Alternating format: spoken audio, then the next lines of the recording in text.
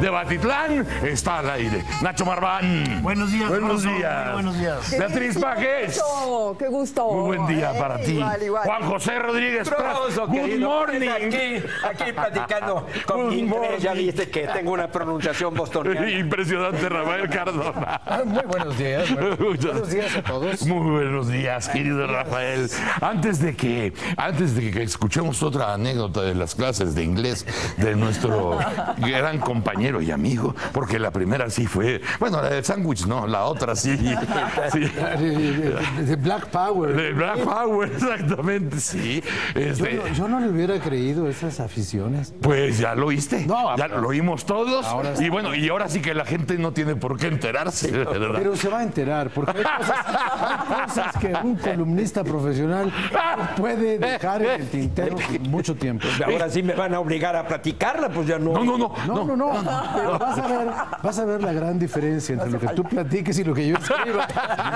Eso es una cosa. Dejaría de ser columnista. Es una cosa muy importante. Acuérdate que hay una cosa, y esto tiene que ver mucho con la política. La realidad no existe. Existe la realidad en la que tú crees. Ajá.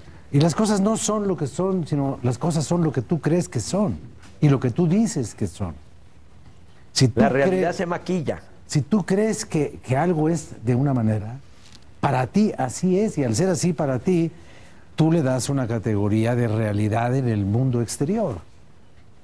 Y ahí es donde empiezan, como dirían los clásicos, ahí empiezan los asegúnes. Ahí empiezan los asegúnes. Porque basta con que yo crea una cosa, y eso es lo que le pasa mucho a los políticos. No solo es la ibris, ¿no?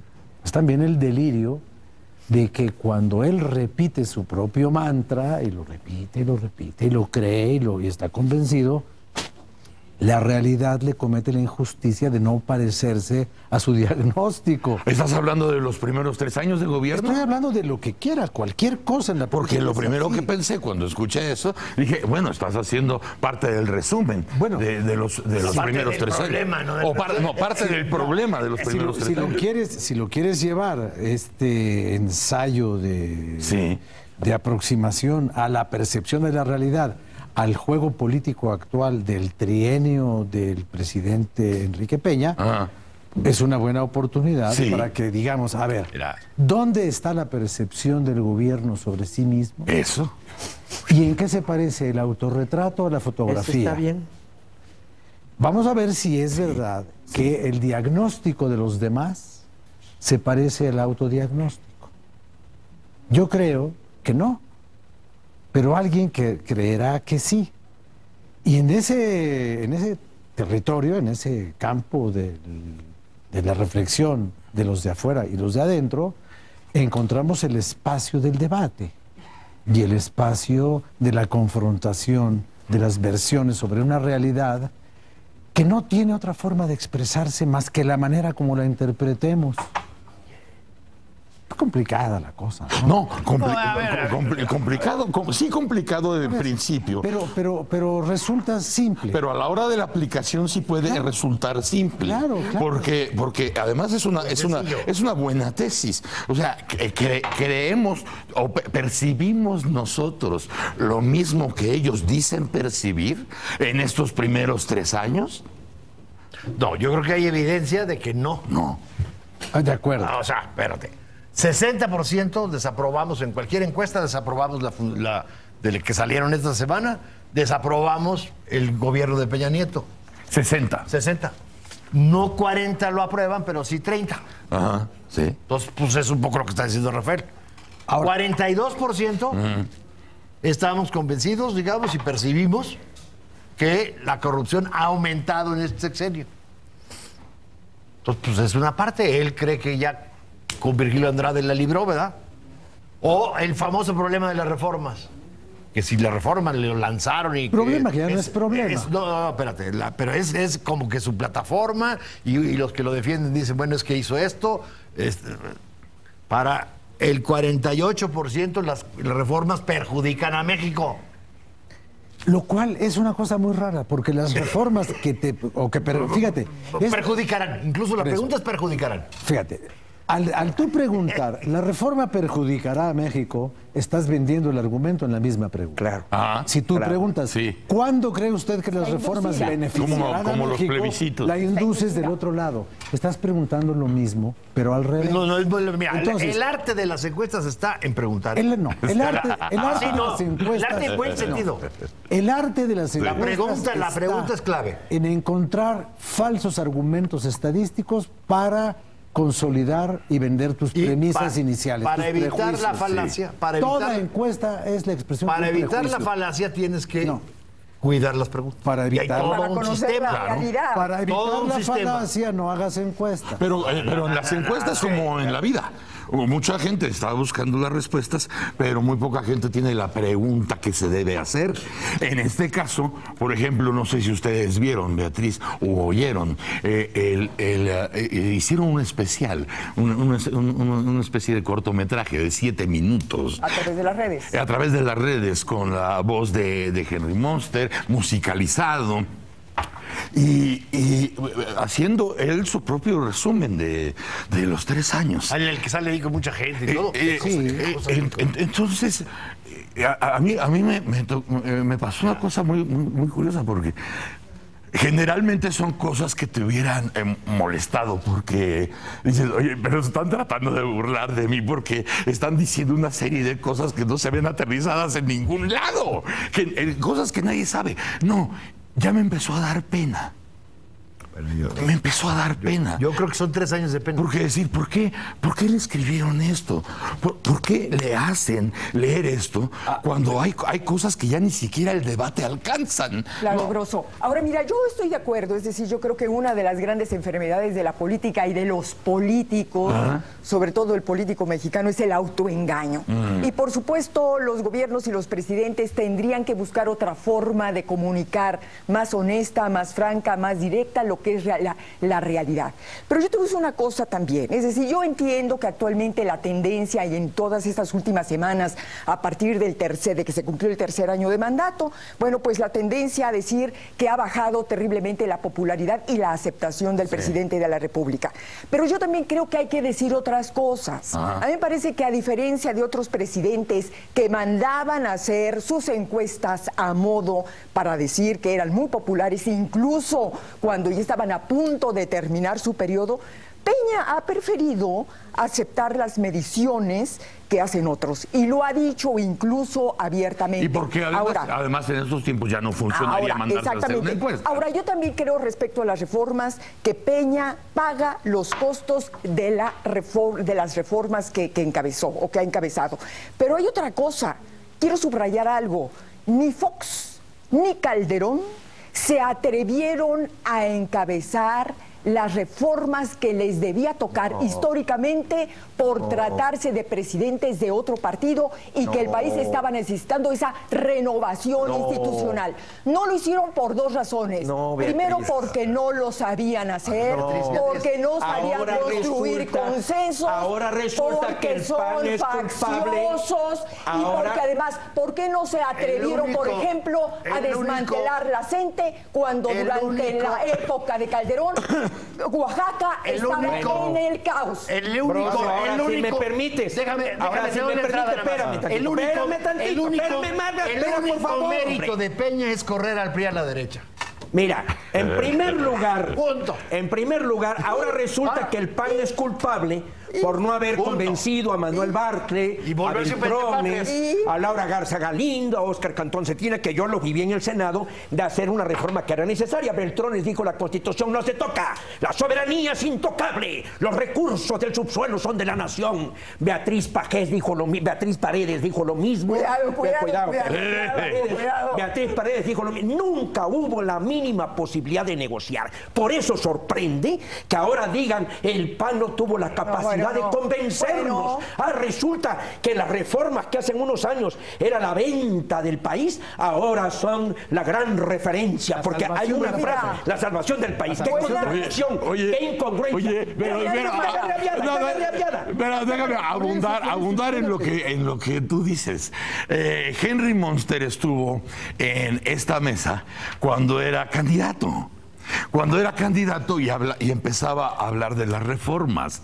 Y entonces yo le dije, oye, Enrique, entonces van a echar a andar las reformas que estuvieron ustedes bloqueando todos estos 6 años. No, nosotros no bloqueamos. ¿Cómo no? Tus huestes del partido. Dice, le dije, en esta mesa ha estado chillando Manlio Fabio como las cosas que echan para adelante para las reformas, llega tu gente y se las tira. A ver, pero una pregunta, pero mira, Broso, una pregunta. pero mira, tú Broso, como oposición, es decir, tú como oposición, y lo sabe perfectamente Juan José, tú puedes decir... Hay una preeminencia del interés nacional. Y lo que te toca como oposición. Hay una preeminencia del interés nacional. Prevaleció la mezquindad del PRI. Prevaleció. Para construir alianzas de acuerdos. Y eso hace falta habilidad política. ¿Me está de acuerdo? ¿Me está de acuerdo con Bartley? ¿Me está de acuerdo con Bartley, que era priista? ¿Cómo sí lo es el PAN? ¿Cómo sí lo es la izquierda? No seas así. Mira, Broso. Mira, Broso.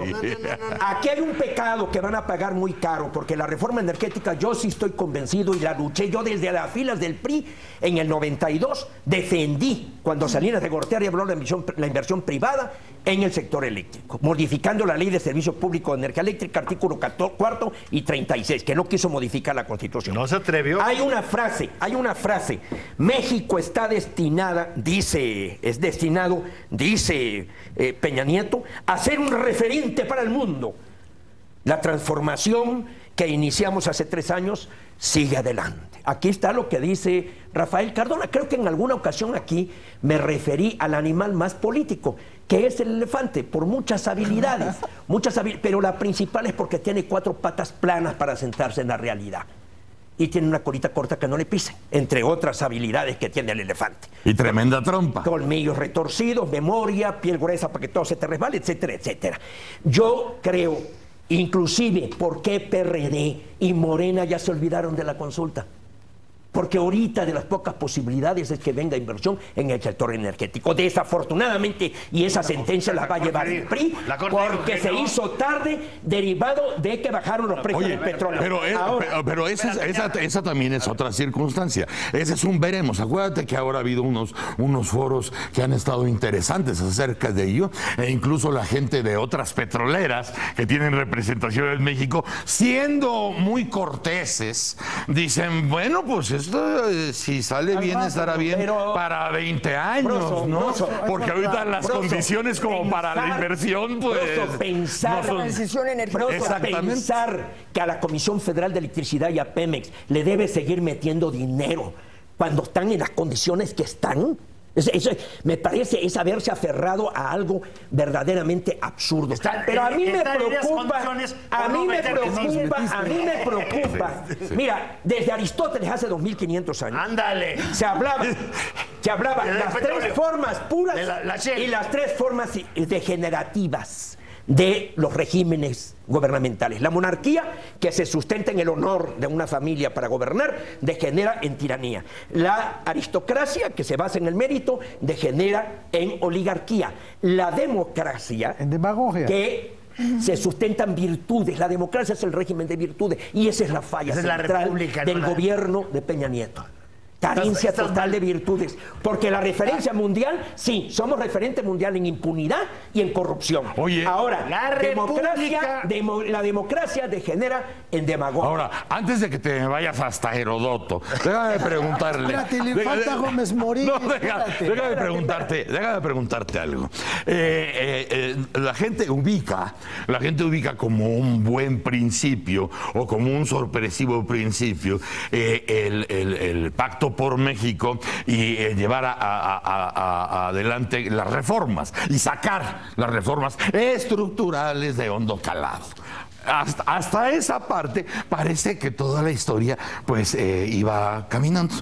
Pero yo lo que quisiera saber es, cuando empieza a salir el asunto de la Casa Blanca, lo de Ayotzinapa, lo de Tlatlaya, lo de Apatzingán, Michoacán en general, aquí empieza a cortarse la historia. Yo lo que quiero preguntarte muy concretamente, no quiero manejarme en el mundo del hubiera, pero había forma de evitar todas estas deudas de tantos años que son finalmente las que le dicen a las reformas, pues te vas a esperar quién sabe cuántos años más, porque esto tiene que salir primero. Yo creo que el asunto de la sorpresiva, de la repentina caída en la aceptación del gobierno de Enrique Peña, que tuvo su momento más notable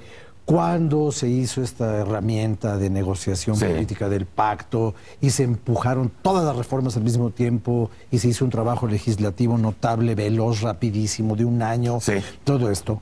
Yo creo que hubo muchos intereses lesionados por la aprobación de las reformas en telecomunicaciones, la reforma fiscal rechazada absolutamente por el empresariado. La reforma educativa, como ya se dice, que ñoño está ñoño. Y espera, pero la cosa es que sin negarle gravedad a los hechos, yo creo que hubo estímulo y fomento de la gravedad de esos hechos para golpear las partes positivas del gobierno, que nunca supo, y hasta la fecha no sabe, comunicar lo que está pasando. O sea, de por sí el horror, duplicar el horror. Duplicarlo, subirle el volumen, prender todos los altavoces y generar un terrorismo informativo al cual el gobierno nunca supo cómo reaccionar. Yo no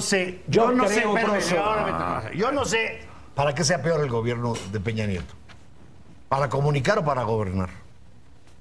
La que ni comunica bien y gobierna de la patada. Legislar no es gobernar. Y lo quiso vender como tal. La caída no fue abrupta, mi querido Rafael. Empezó bastante bajo, comparado con Fox o con el propio Calderón inclusive. Empezó bastante bajo en la aprobación, la aceptación, digamos, acordémonos las condiciones en que llegó, el desprestigio creciente que iba teniendo, y la caída ha sido sistemática, sí se aceleró, pero la caída, digamos, empezó bastante baja y ha sido sistemática. Y la realidad, desde afuera, ¿no? Y olvídate de las reformas que son polémicas o no polémicas y que se afectan o no afectan. En 3 años la economía no ha crecido más que 2%, y no le tocó crisis como a Calderón. Y la bronca de la seguridad creyeron que eran geniales, ocultándola. Y creo que una de las cosas más dramáticas, digamos, del gobierno de Peña es el masacote que hicieron en gobernación. O sea, tú te puedes explicar desde Ayotzinapa, el desastre, la salida del Chapo, etcétera, etcétera, por el enquilosamiento, digamos, de las negociaciones con los maestros, por ese masacote que han hecho en gobernación, en donde lo hiciste responsable de todo, termina perdiendo todos los tramos de control y no siendo responsable de nada. Y hablando justamente... Si alguien ha contribuido a la ingobernabilidad en México, es el masacote que hicieron en gobernación. Hablando de medios. Los 43 desaparecidos, los supuestamente abatidos por el ejército, que el Chapo se te escape por un túnel.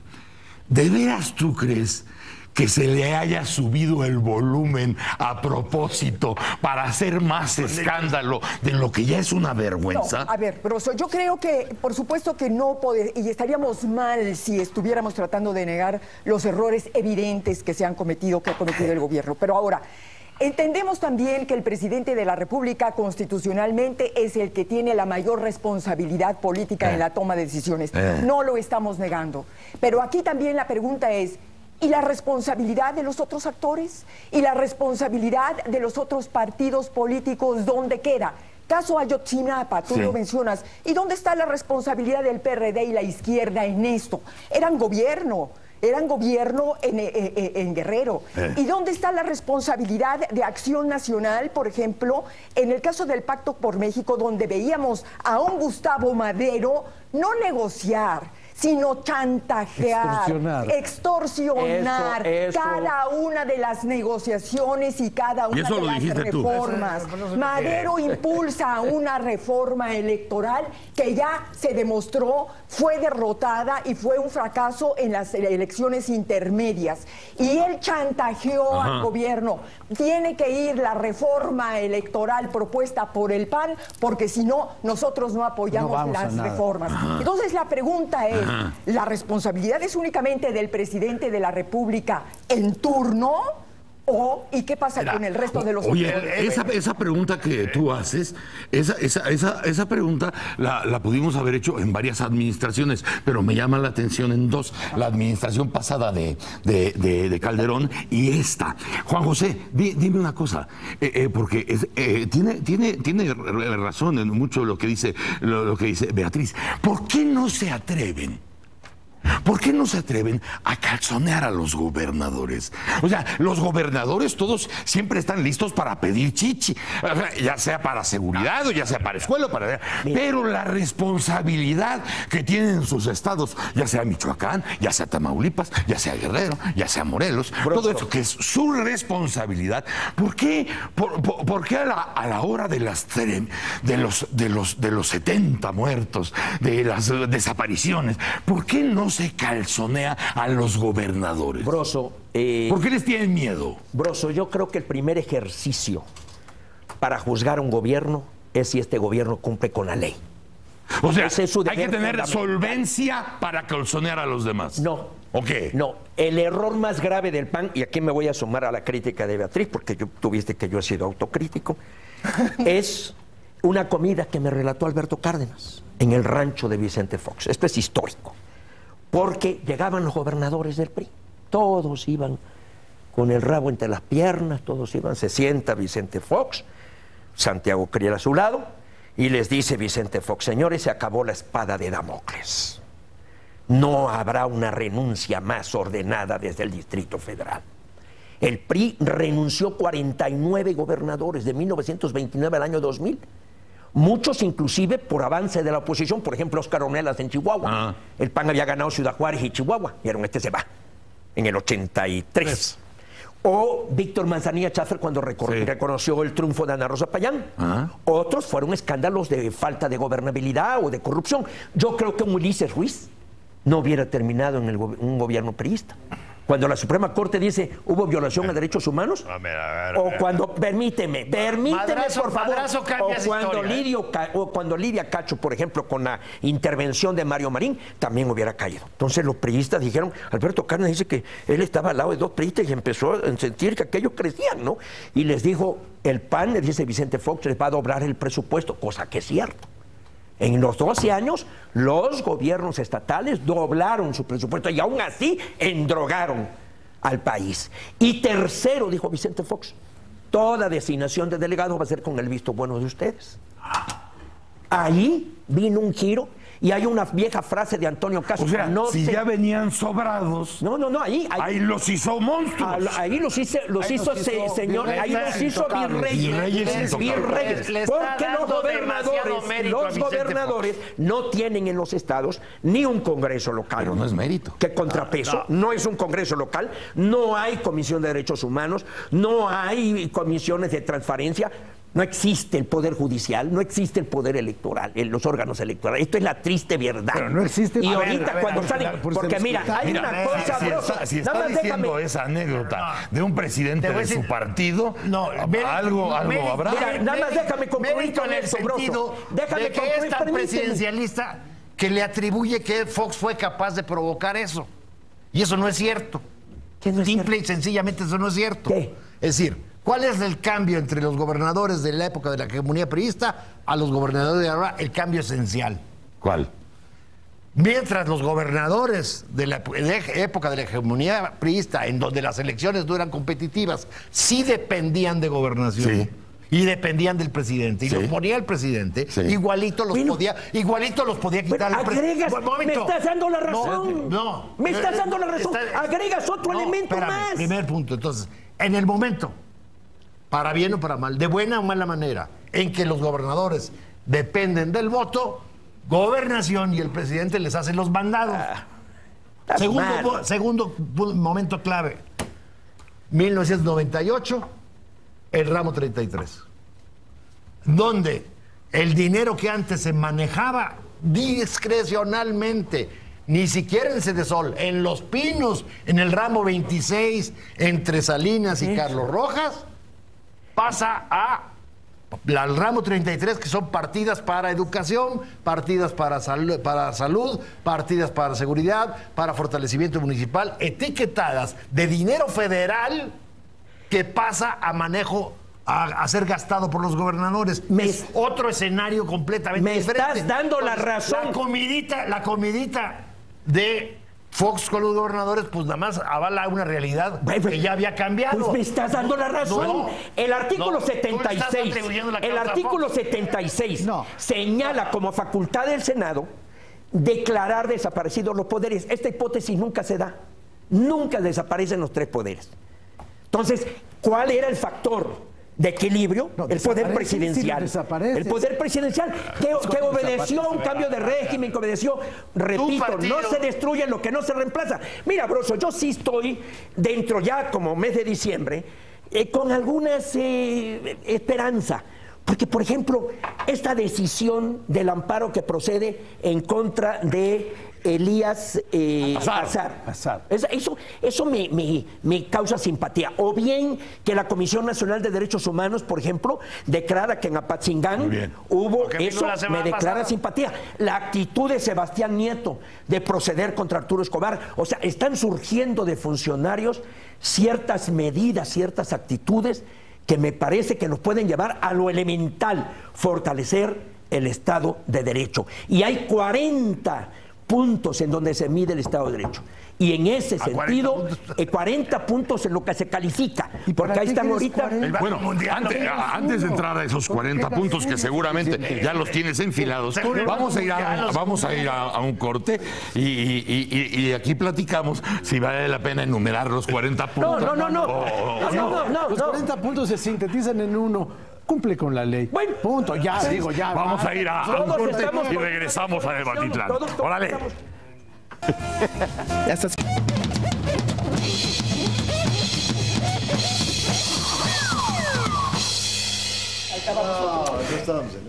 Sí, estábamos viendo. Estaba optimista. No, bueno, está optimista y a mí me da mucho gusto. Yo creo que todos celebramos que esté. Mira, optimista en estos casos de individualidades. Y qué bueno. Pero estoy pesimista por las leyes que se están haciendo. Mira, esa ley de transición de energía y aprovechamiento sustentable de energía, esa va al cajón. Ajá. Esa es una ley muerta. Sí. El primer requisito de una racionalidad es pragmática. Tú tienes que ordenar en la ley lo que es de posible observancia. ¿Como la de derecho de réplica? La de derecho de réplica. ¿Se acuerdan cuando se modificó la Constitución señalando coaliciones? Eso no es ley. Eso es trabajo político. Lo mismo en el caso de transición, eso no es norma jurídica, eso es política pública, que vamos a alcanzar tanto en tal año, eso es política pública, eso no es una norma jurídica. Esa ley de lo de la réplica tiene un mérito. ¿Cuál? El único mérito es que le da lógica a la propia Constitución. Fíjate qué maravilla. ¿Cómo? Te voy a explicar por qué. A ver. En este país es necesario hacer una ley para que lo que la Constitución dice tenga sentido.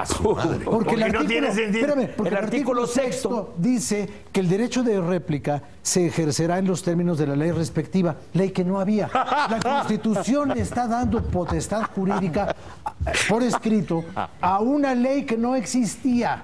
De la misma manera que la Constitución se convierte en un tablero de anuncios que dice, se informa a los condóminos que a partir del 31 de diciembre ya no habrá televisión analógica.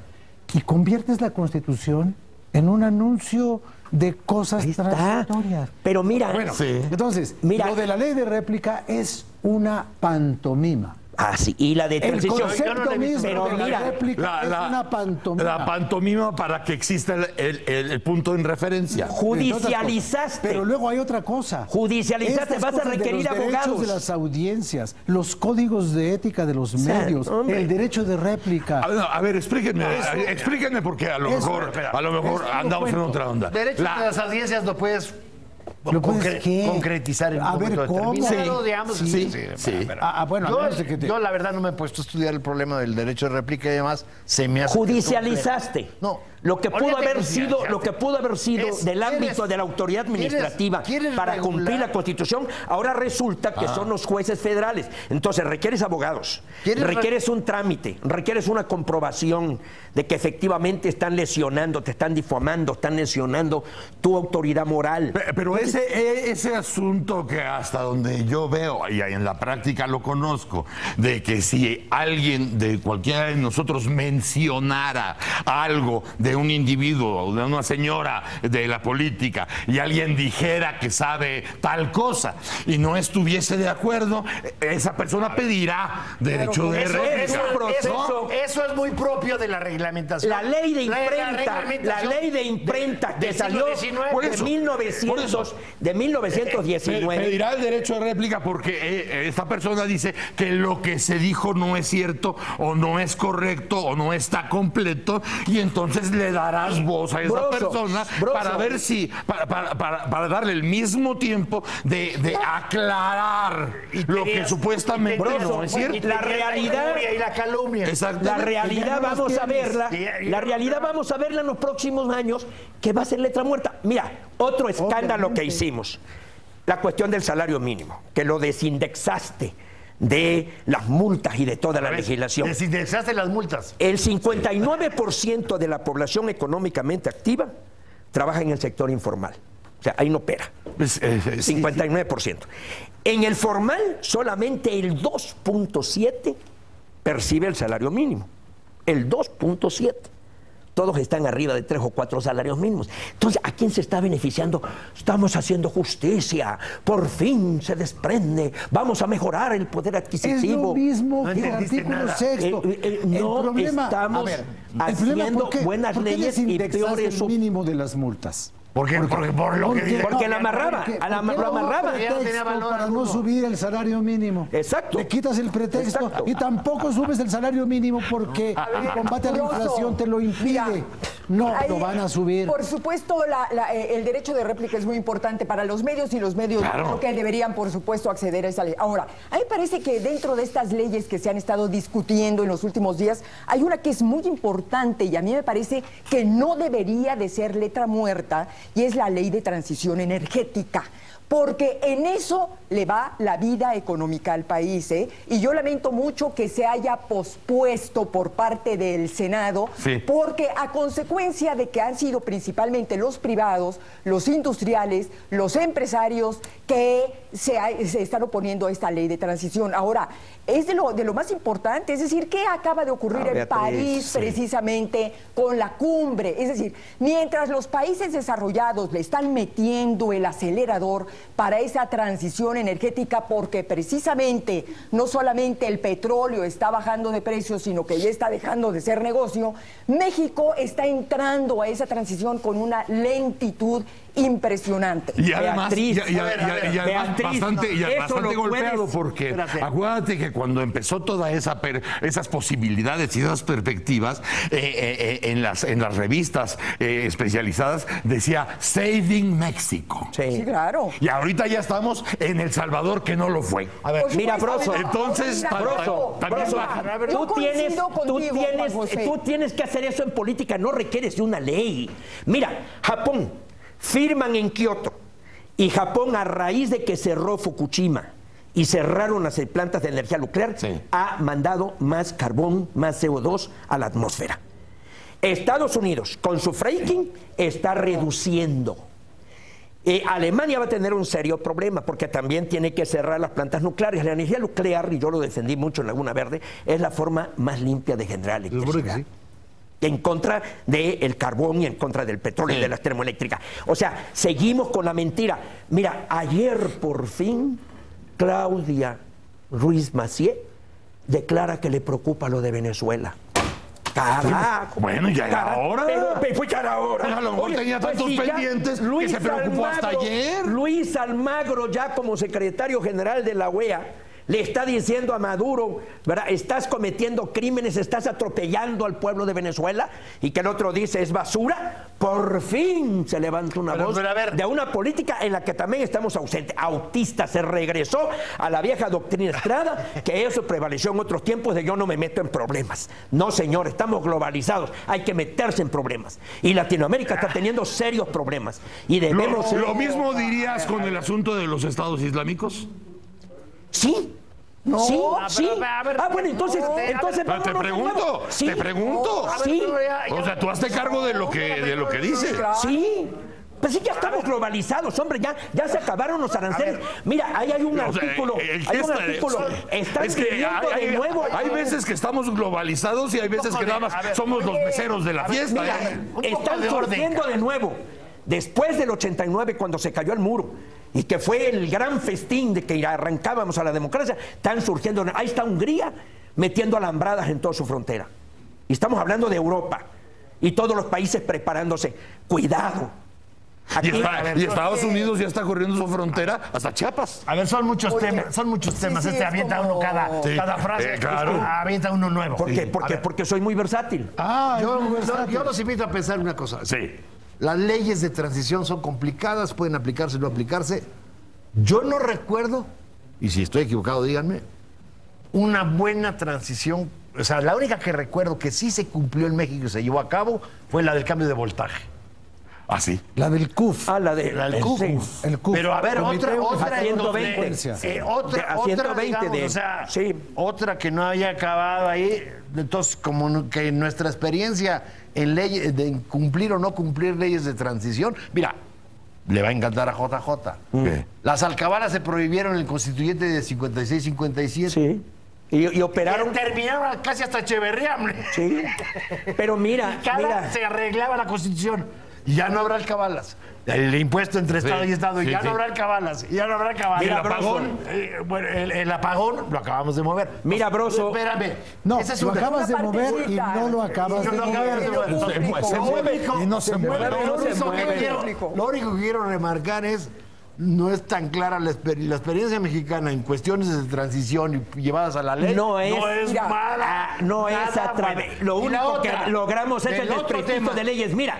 Del otro tema que creo que es importante, yo creo que la pregunta es, ¿se va a atrever Maduro a dar el golpe de Estado el domingo o no se va a atrever?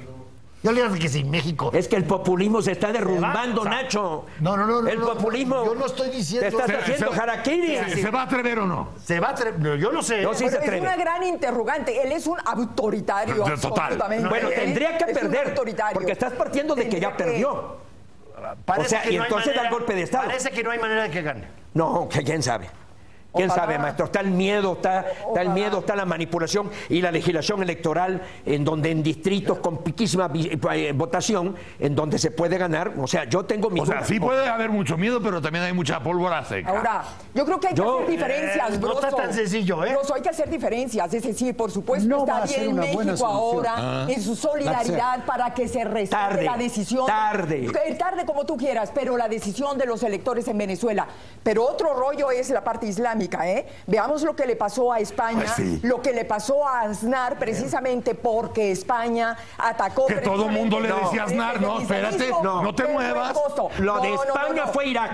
Por eso. Lo de España fue Irak. No, ese es distinto. No, ese es diferente. Le dijeron, acuérdate, le dijeron a Aznar, ya dijo la ONU que no hay bombas no hay armas biológicas. Ahí estuvo mal. No hay armas ahí biológicas. Estuvo mal. No te y ahí metas. México, con el PAN en el poder y Vicente Fox, tomó la decisión adecuada, dando su voto en contra en el Consejo de Seguridad. ¿Quién fue el que Adolfo lo hizo? Aguilar Cícer. Mejor es Fox. mejor menciona. Es el gobierno Pero de Fox. menciona el nombre. No, ese estuvo a ese nivel. Que además Fox eso no se fue ocurrió. a operar de la columna. Exacto. Fox no le contesta el teléfono a George Eso Bush ni siquiera y lo ocurrió, dice en sus porque memorias no se George Bush. votó. No, hombre, Debió haber separado fue del el cerebro. gobierno de Fox. Fox, ahí están las... ¿Pero qué traes tú con Fox ahora? No. ¿Por qué regresó el amor? ¿Por qué regresó de pronto este reconocimiento a la Dalí? Se le estoy reconociendo. No, esa decisión fue buena. Como fue también la decisión del caso Avena. Cuando en los tribunales internacionales por primera vez le ganamos un juicio a Estados Unidos. Ahí Jorge Castañeda hizo un buen papel y también con las matrículas cuando en los consulados en Estados Unidos. Aguilar Sincer y Castañeda hicieron buenos trabajos ahí. Sí, señor, y por Fox. Fox No sé. Yo no sé por qué. Es el gobierno. ¿Por qué le quieres quitar mérito a Fox? ¿Por qué le quieres? No los mérito. Yo reconozco los errores de Fox y soy el primero en criticarlo. Tal vez el error más serio de él y de Felipe fue haber no combatido la corrupción. No haber combatido la corrupción. El caso Avena lo ganó un expresidente del PRI, compañero Bernardo Sepúlveda. de Rafael. Mi compañero. Santiago Ñate. Santiago. Bueno, ¿y qué? ¿Y qué? ¿Fue el gobierno de Fox? litigó. Oh, caray. Juan José. Oñate no es tu primo. Sí, claro. Es tu primo. O sea, en la familia Marmán, si lo hubieras dado a en la familia Marmán, Santiago y María son inteligentes. Juan José se está acercando mucho a Vicente Fox por el futuro empresarial de Vicente Fox. Él quiere tener un empleo. Ahí en la fundación. En la fundación. Motafox. Imagínate si el caso lo hubiera Claro, llevado. porque ya está pensando en el negocio ahí de la Anda hierba. metido en la Imagínate cosa si el de caso Avena lo hubiera llevado Diego Fernández Ceballos de Acomo o Juan de Dios Castro, cabrón. Es el dinero. Había salido Juan de Dios Castro diciendo, es el dinero. Derrapan. El cochino. Y el otro diciendo de Acomo. Derrapan. Las fuerzas están equilibradas. 4 contra 1. Si lo hubiera llevado Santiago Krill. 4 contra 1. Gracias. Bueno, Gracias. ya, nada más felicitar. No, todavía. No, ya, Nacho. Ya no sigamos, porque si no, mi querido Muchas Grosso. gracias. Perdón si estuve agresivo el día de hoy. Juan José Rodríguez No lo Prats. acostumbro. Nice to meet you. Thank you. It's for me. Querido. Black is beautiful. Sí. Negros son tus ojos. Oigan, chamacos, vamos a un corte y regresamos al Mañanero. Órale. Pero ¿sabes qué le dijo?